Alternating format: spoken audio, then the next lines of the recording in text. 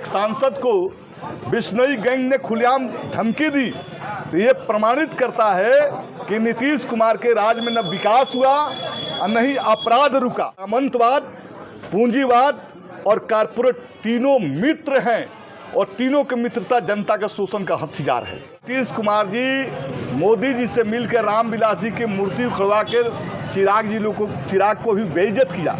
तो बिहार में जो उदयमान नेता हैं उनका कत्ल करना नीतीश जी की मजबूरी हो गई है। नीतीश कुमार जी विकास के मोर्चे पर पूरी तौर पर फ्लॉप हैं। और यही नहीं, जिस जंगल राज की वो बार बार बात करते थे, आप देख रहे हैं कि जदयू और भारतीय जनता पार्टी और कई दलों के नेताओं के सरेआम पटना के सड़कों पर हत्या हो रही है, बलात्कार हो रही है। आपने देखा कि एक सांसद को बिश्नोई गैंग ने खुलेआम धमकी दी, तो ये प्रमाणित करता है कि नीतीश कुमार के राज में न विकास हुआ और न ही अपराध रुका। नीतीश कुमार के राज में अगर कुछ हुआ तो जनता पर टैक्स बढ़ाए गए और उस टैक्स के पैसे को नीतीश के मंत्रियों ने, नीतीश के अफसरों ने खूब लूटा और खूब मौज काटा। इसके सिवाय बिहार के अंदर कुछ नहीं हुआ। सर, बिहार के राज्य की राजनीति में आने वाले दिनों में नीतीश कुमार को आप किस नज़रिए से देखते हैं? देखिए, बिहार के राजनीति में नीतीश कुमार जी कई नेताओं के कत्ल करने की कोशिश कर रहे हैं। आपने देखा जो सम्राट चौधरी को पगड़ी उतरवा दिया, आपने देखा कि उपेंद्र कुशवाहा को हरा दिया, और आपने देखा कि नीतीश कुमार जी मोदी जी से मिलकर रामविलास जी की मूर्ति उखड़वा के चिराग को भी बेइज्जत किया। तो बिहार में जो उदयमान नेता हैं उनका कत्ल करना नीतीश जी की मजबूरी हो गई है, इसलिए कि नीतीश बिहार की जरूरी नहीं है। और नीतीश अच्छी तरह से जानते हैं कि बिहार में अब उनका कोई भविष्य नहीं है, इसलिए कभी दायां कभी बाएं दूसरे दलों को पोंछ पकड़ के अपनी ताकत को मजबूत करने में लगे हैं। कल की जो बैठक हुई है इस बात को कहलवाने के लिए हुई है कि 2025 में नीतीश जी मुख्यमंत्री होंगे। मतलब क्या? नीतीश जी पर एनडीए के लोग भी भरोसा नहीं कर रहे हैं और इसलिए 2025 के बाद बिहार के राजनीति में नीतीश का कोई फ्यूचर नहीं। हाल के दिनों में बिहार में वामपंथी दलों का जो है वर्चस्व बढ़ा है, आने वाले दिनों में क्या आप लोगों का रहेगा? देखिए, वामपंथी दल सदन के अंदर भले ही उनकी संख्या 16 है, लेकिन ये सच्चाई है कि बिहार में रियल कोई ओपोजिशन है तो लेफ्ट पार्टियां हैं। और लेफ्ट पार्टियां रियल ओपोजिशन इसलिए है कि जनता के मुद्दों को संगीन तरीके से सड़क से लेकर सदन तक उठाती है। आज गोलबंदी है तो वो गोलबंदी का नतीजा है वाम दलों का प्रयास, और इसलिए बिहार के अंदर वाम दल मजदूर, किसान, छात्र, नौजवान, दलित, पिछड़ा, कलियत सबके सवाल को लेकर सड़क से सदन तक लड़ते हैं। और मैं सीधे सीधे कहूँ कि वामपंथ का फ्यूचर बिहार के अंदर ब्राइट है, और जब वामपंथ का फ्यूचर ब्राइट है तो इंडिया गठबंधन का फ्यूचर ब्राइट है।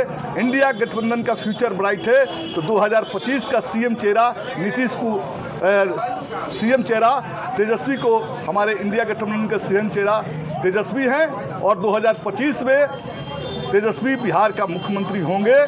वामपंथ के उभार ये संकेत दे रहा है कि जो फिरका प्रस्ती ताकतें, जातिवादी ताकतें, समाज को विभाजित करने वाली ताकतें हैं, उन ताकतों को वामपंथ ने कमजोर किया है और बिहार के विकास के लिए इंडिया का गठबंधन के दरवाजे को खोलने का काम किया है। तेजस्वी 2025 में सीएम होंगे और नीतीश की विदाई तय है। आप बार बार सामंतवाद पर बोलते रहते हैं, क्या सामंतवाद के जो लोग हैं, सामंती लोग हैं, वो विशेष जात के लोग होते हैं क्या सर आपकी नज़र में? सामंती शक्ति को समझने के लिए आपको ऐतिहासिक मानव समाज के विकास के ऐतिहासिक पहलू को जानना पड़ेगा। सामंती शक्ति किसी एक जाति विशेष के लोग नहीं होते, सभी जातियों में, सभी धर्मों में सामंती प्रवृत्ति के लोग होते हैं। और आज के जो 9 सामंती लोग हैं वो 9 सामंती लोग सभी जातियों में है।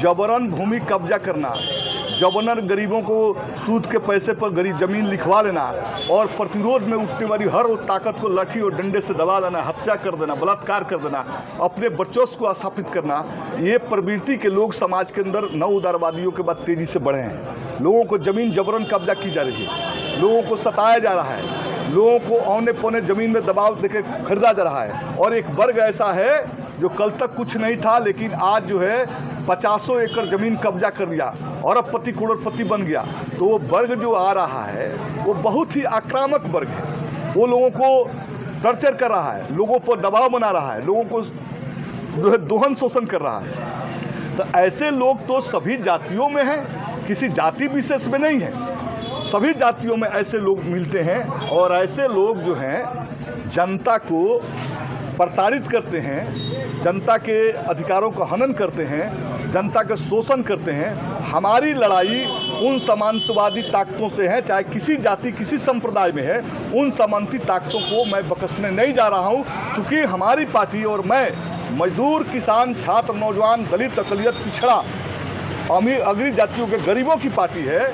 और हमारे गरीबों पर, मजदूरों और किसानों पर अगर किसी का सबसे ज़्यादा हमला है तो सामंती ताकतों के हमला है। और इसलिए मार्क्सवादी कम्युनिस्ट पार्टी, वामपंथी लोग सामंती ताकतों के खिलाफ, पूंजीवादी ताकतों के खिलाफ, जो है कारपोरेट ताकतों के खिलाफ सतत संघर्ष की है। और इस क्षेत्र के अंदर पूंजीवाद और सामंतवाद के सहारे जो नौ सामंत पैदा हो गए हैं, हर इलाके में जाइए गरीबों के ज़मीन जबरन लिखाए जा रहे हैं। हर इलाके के अंदर ये सूद का कारोबार चल रहे हैं। अगर सूद नहीं दिया तो पीट कर रजिस्ट्री ऑफिस में ज़मीन लिखाए जा रहे हैं। और एक संगठित गुंडों की टीम हर इलाके में बढ़ गई है जो भूमि हड़पने में लगी हुई है। तो मैं तो कहता हूँ इस तरह के तत्व क्या किसी एक जाति में है? नहीं, इस तरह के तत्व सभी जातियों में है। और उन तमाम सामंतों को, उन तमाम गुंडों को, उन तमाम अत्याचारियों का गठबंधन एक दूसरे के साथ ही है।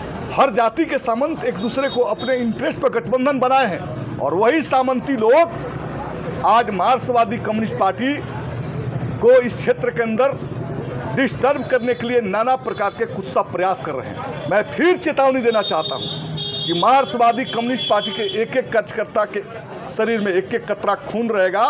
सामंती ताकतों को हम जनता को लूटने की खुली छूट नहीं देंगे। जनता को संगठित करके सामंती ताकतों को मसल देंगे। ये आह्वान के साथ मार्क्सवादी कम्युनिस्ट पार्टी क्षेत्र के अंदर काम कर रही है। और इसलिए जो लोग, कुछ राजनेता सामंतवादी शक्ति की जब मैं चर्चा करता हूँ हमला करते हैं तो किसी जाति विशेष से उसे जोड़ने के प्रयास करते हैं। और वो नेता का कोई राजनीतिक वजूद नहीं है, उन लोगों को कोई राजनीतिक कार्यक्रम नहीं है, बल्कि अपनी जातियों को डरवाते हैं, धमकाते हैं कि सत्येंद्र यादव मार्क्सवादी कम्युनिस्ट पार्टी आ जाएगी तो आपके ज़मीन, आपके अधिकार को छीन लेगी। ऐसा बात गलत बात है। हम तो कह रहे हैं कि हर जाति में अगर मेरे घर भी कोई सामंती शक्ति है तो हमारी लड़ाई उससे भी है। हर घर में पैदा होने वाला उस सामंती ताकत से हमारी लड़ाई है और ये लड़ाई जारी रहेगी। क्योंकि सामंतवाद, पूंजीवाद और कारपोरेट तीनों मित्र हैं और तीनों की मित्रता जनता के शोषण का हथियार है।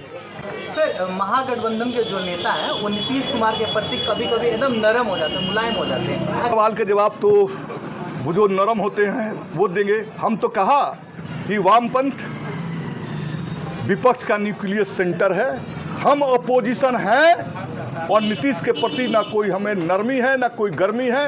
राजनीतिक सवाल पर नीतीश को हम कभी बकसने नहीं जा रहे हैं। अगर आज बिहार बर्बादी के कगार पर खड़ा है, बिहार के नौजवान के भविष्य बर्बाद हो गए, बिहार के खेती बर्बाद हो गई, बिहार के अंदर इंडस्ट्रीज नहीं लगा, बिहार के अंदर अपराध बढ़ा, बिहार के अफसर दो दो हाथ लूट रहे हैं, तो उसका एकमात्र जिम्मेवार कोई है तो वो है नीतीश कुमार।